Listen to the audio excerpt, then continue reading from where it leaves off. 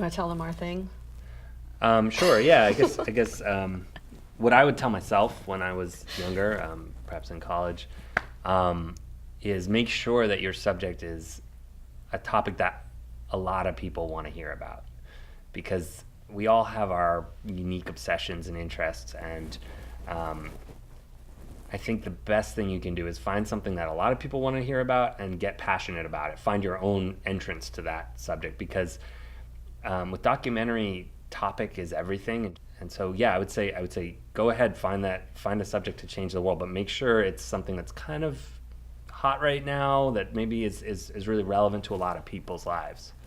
Or alternatively, or perhaps at the same time, make sure you find what the niches are and connect with the people that are in those niches, because maybe it's not a topic that's going to be relevant to everyone, because that's almost beyond the definition of what an audience is.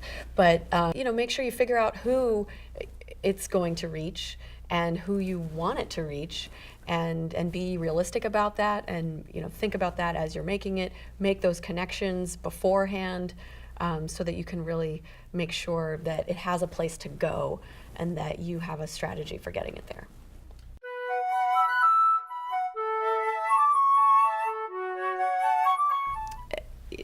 Within the process of making a film, everything from the story you choose to tell, the point of view that you use to present a narrative, we made a very conscious choice to make a film that was imagining an audience of workers as well as consumers.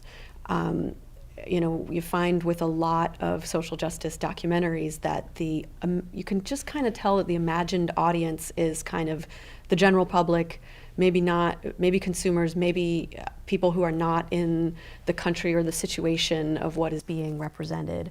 And I think we really wanted to reach both the types of people that are having these experiences in their workplaces and people for whom that experience is very foreign.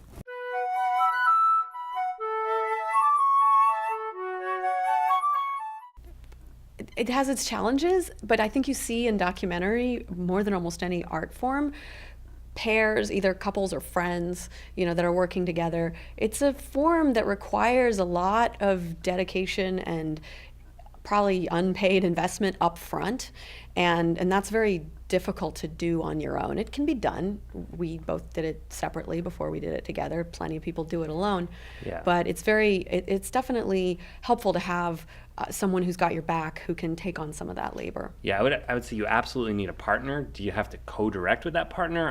I wouldn't say you do. I think producer or director teams are very popular and work really well.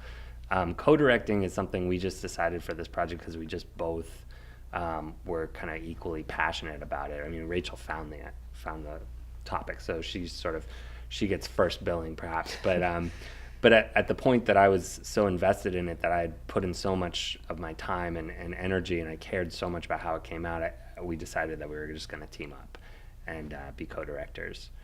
And I think co-directing too, you want to pick your collaborators with someone who really shares a vision with you. And by the time we started working together, we knew each other very well. We knew our approaches to film very well. We knew, and we didn't have a lot of conflicts about a vision for the documentary.